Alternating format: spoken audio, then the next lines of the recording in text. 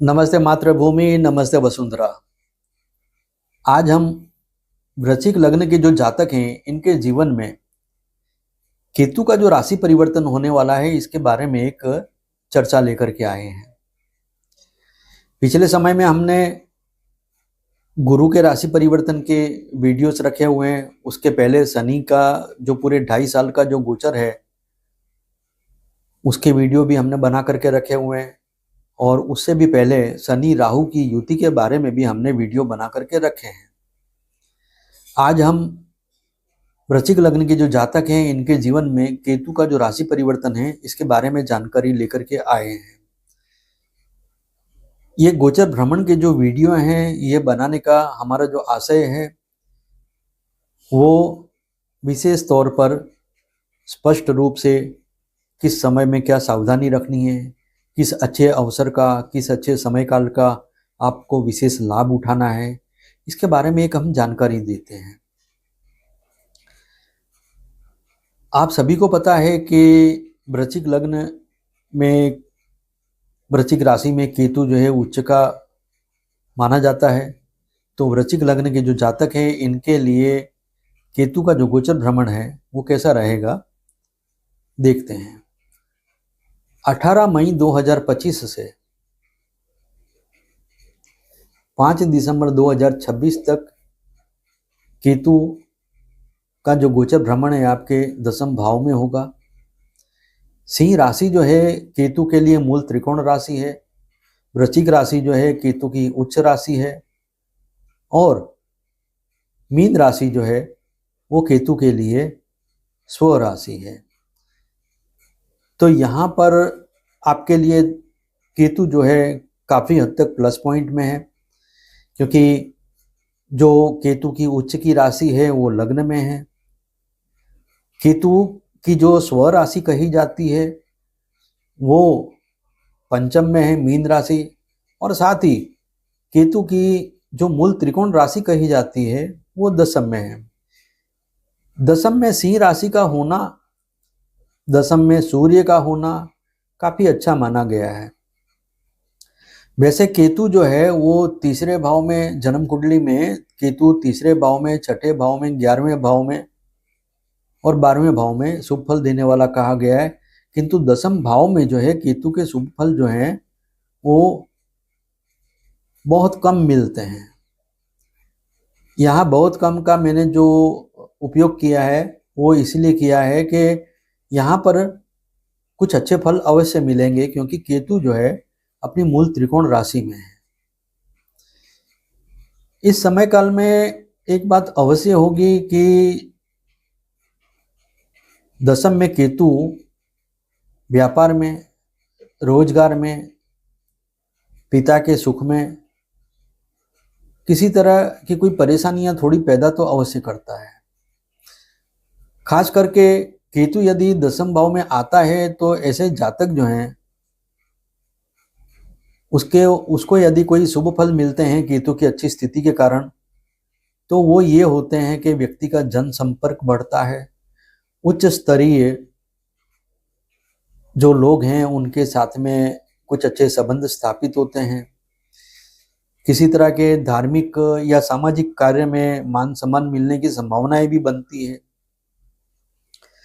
राजनीतिक क्षेत्र में लाभ की प्राप्ति हो सकती है। नौकरी करने वाले के लिए कुछ शीर्ष पद अर्थात कि कुछ उच्च पद की प्राप्ति की संभावनाएं भी यहाँ बनती है। किंतु एक बात अवश्य है कि इस समय काल में पिता के साथ में किसी तरह का मतभेद होना अथवा तो किसी कारण से पिता से दूर जाना, ये संभावनाएं बन सकती है। अब हम बात करते हैं केतु उत्तरा फाल्गुनी नक्षत्र में गोचर भ्रमण आरंभ करने वाला है। उत्तरा फाल्गुनी नक्षत्र जो है ये सूर्य का नक्षत्र है। 18 मई 2025 से 19 जुलाई 2025 तक का जो समय काल है इसमें उत्तरा फाल्गुनी नक्षत्र में केतु का गोचर भ्रमण होने वाला है। यहाँ पर सूर्य जो है वृश्चिक लग्न के जातकों के लिए लाभदायी होता है, दशमेश होता है। सूर्य के अग्नि ग्रह है, सिंह राशि जो है अग्नि तत्व की राशि है, और इसमें केतु जो है वो कुंजवत केतु अर्थात कि मंगल की तरह गर्म प्रकृति का ग्रह है। तो केतु का यहाँ उपस्थित होना कई तरह के लाभ यहाँ अवश्य देगा। विशेष तौर पर ये जो लाभ हैं इसमें आपका जो कार्य क्षेत्र है उसमें आपके कुछ परिवर्तन होंगे, स्थानांतर होने की संभावनाएं बनती है। यदि वर्तमान समय में आप देखेंगे तो विशेष तौर पर आपका जो कार्य पद्धति है, आपका जो कार्य क्षेत्र है, उसमें या तो कुछ बदलाव होगा अथवा तो आप का कोई स्थानांतर होगा। दशम में केतु जो है वो किसी न किसी तरह से आध्यात्मिक जीवन से जुड़ाव देता है। केतु कई बार परिणाम जो है वो बड़े विपरीत दिखाता है। आप सोचकर कुछ चले हो, आपने कर्म कुछ और किया है और परिणाम जो है वो आपके लिए कुछ अलग ही तरह का निकल करके आएगा। केतु यहाँ आपके अंदर बहुत अच्छे करेक्शंस अवश्य करेगा, आपके कर्म पद्धति में खामियां आपको दिखाएगा। केतु यहाँ पर अनिवार्य रूप से कुछ एक आध परिवर्तन तो अवश्य करने वाला है, चाहे वो कार्य क्षेत्र का हो, चाहे वो आपके व्यवसाय के प्रकार का हो, नौकरी का स्थानांतर का कोई चांस बन जाए, या फिर जिस जगह पर आप रहते हैं उस जगह से दूर जाने की कहीं आपकी संभावनाएं बन जाए। लेकिन व्यक्तिगत तौर पे यदि आप देखेंगे तो ये समय काल जो है आपको आने वाले समय के लिए कुछ अच्छे अवसर अवश्य प्रदान करेगा। हाँ, सिंह राशि में केतु जब होता है तो उस समय में स्किन से रिलेटेड कुछ समस्याएं देता है, हृदय से संबंधित भी कुछ समस्याएं देता है, जैसे कि खास करके तो जिनकी उम्र 45 से ऊपर है तो उनको रक्तचाप अर्थात कि ब्लड प्रेशर से संबंधित कुछ समस्याएं उनके सामने आ सकती है। 7 जून 2025 से 27 जुलाई 2025 तक मंगल और केतु की युति बनेगी।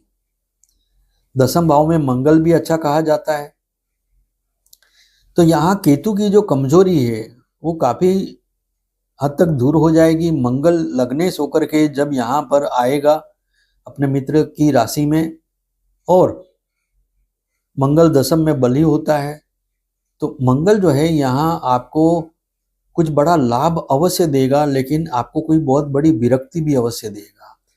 अर्थात कि किसी की बात चुभ जाना, किसी का कोई व्यवहार आपको दुखी कर जाए, कुछ ऐसी बातें भी आपके सामने आ सकती है। लेकिन हाँ, भौतिक दृष्टि से कहें, बौद्धिक दृष्टि से कहें तो आपको कोई बहुत बड़ा लाभ भी यहाँ अवश्य मिलेगा, जो कि मंगल और केतु की युति जो है वो शरीर से संबंधित किसी न किसी छोटी मोटी समस्या को जरूर पैदा करेंगे, क्योंकि मंगल आपका लग्नेश है और केतु जो है वो संकुचितता लाने वाला ग्रह है। राहु जो है वो विस्तारवादी ग्रह है और केतु जो है वो संकुचितता देने वाला ग्रह कहा गया है। लेकिन हम इसे कह सकते हैं कि जैसे एक बहुत बड़ा सा पत्थर है, उसमें से मूर्ति का निर्माण होता है, अर्थात कि उसको शेप मिलता है, आकार मिलता है। तो केतु आपको यहाँ पर आकार देगा। इसके बाद में हम बात करते हैं पूर्वा फाल्गुनी नक्षत्र में केतु का गोचर भ्रमण। पूर्वा फाल्गुनी नक्षत्र जो है ये शुक्र का नक्षत्र है। शुक्र आपके लिए व्ययेश है और सप्तमेश है। शुक्र जो है ये वृश्चिक लग्न वाले जो जातक है इनके लिए एक तरह से मारक का काम करता है, कुछ कष्टदायक काम करता है।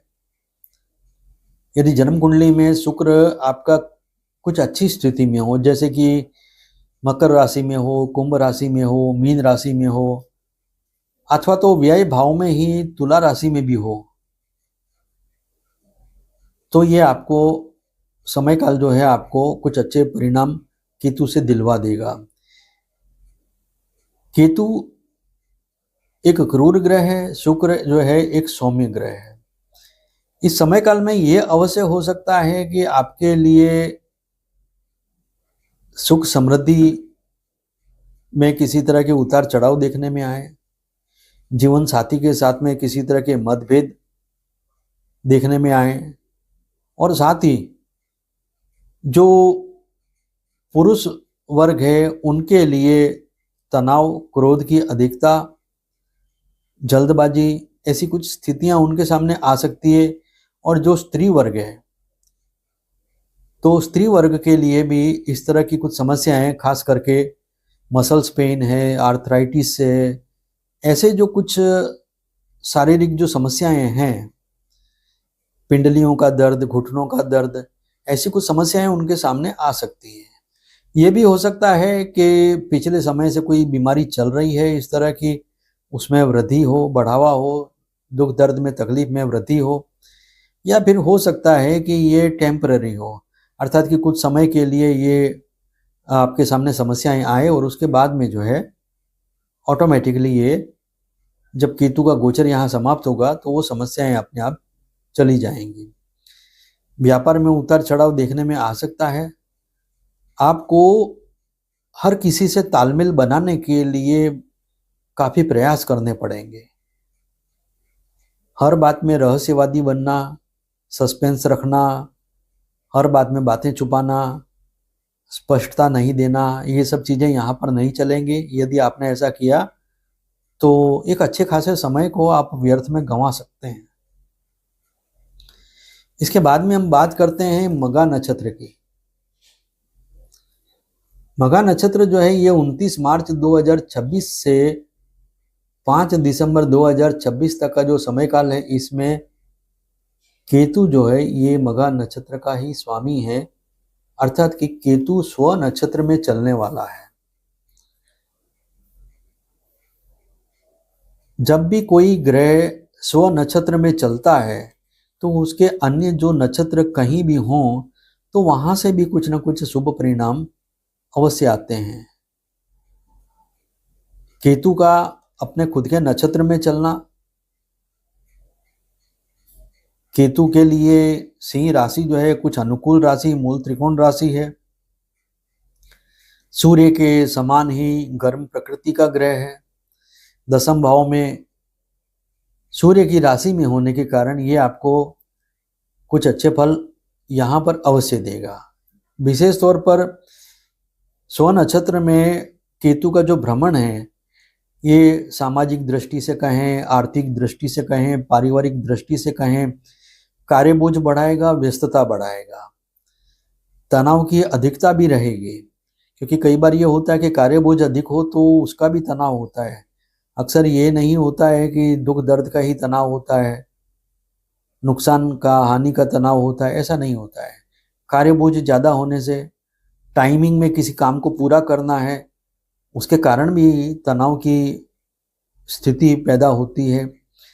ये समय काल आपके लिए एक तरह से करेक्शन का रहेगा और कुछ शुद्धिकरण का भी रहेगा, क्योंकि केतु जो है रिवर्स ऑस्मोसिस की तरह काम करता है। रिवर्स ऑस्मोसिस अर्थात कि वाटर प्योरीफायर मशीन, जिसे हम आरओ मशीन कहते हैं, उसके अंदर एक मेम्ब्रेन यंत्र आता है। वो मेम्ब्रेन जो एक ऐसी वस्तु है कि जो शुद्ध पानी को अलग करती है और अशुद्ध पानी को वो अलग करती है। केतु मेम्ब्रेन की तरह आपके जीवन में जो शुद्ध है उसको अलग करेगा, अशुद्धि को अलग फेंकेगा। इस समय काल में ये अवश्य हो सकता है कि आपकी कुछ आदतों से आपको अपना रुख बदलना पड़े, आपकी कई प्रवृत्तियों से अपने आप को अलग करना पड़े। केतु ये करवाएगा। विशेष तौर पर अर्थ त्रिकोण में केतु जो है कुछ अच्छी विशेष उपलब्धि अवश्य देगा। देखिए, केतु का जो मघा नक्षत्र है ये 10वें भाव में आ गया। अब केतु का जो प्रथम नक्षत्र है अश्विनी,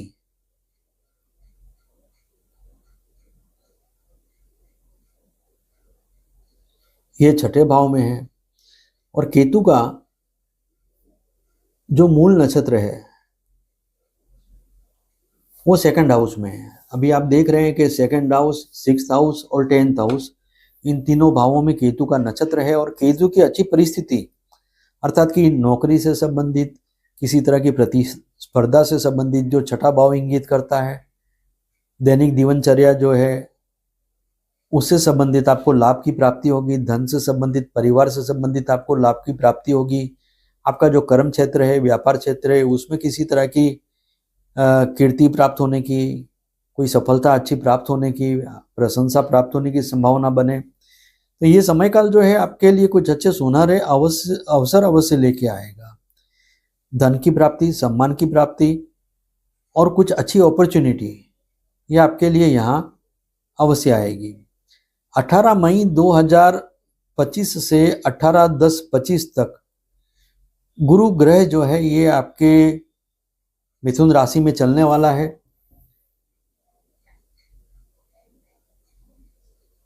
गुरु का केतु के साथ में जो तृतीय एकादश का संबंध बनने वाला है, ये आपके लिए काफी सारी अनुकूलताएं देने वाला रहेगा।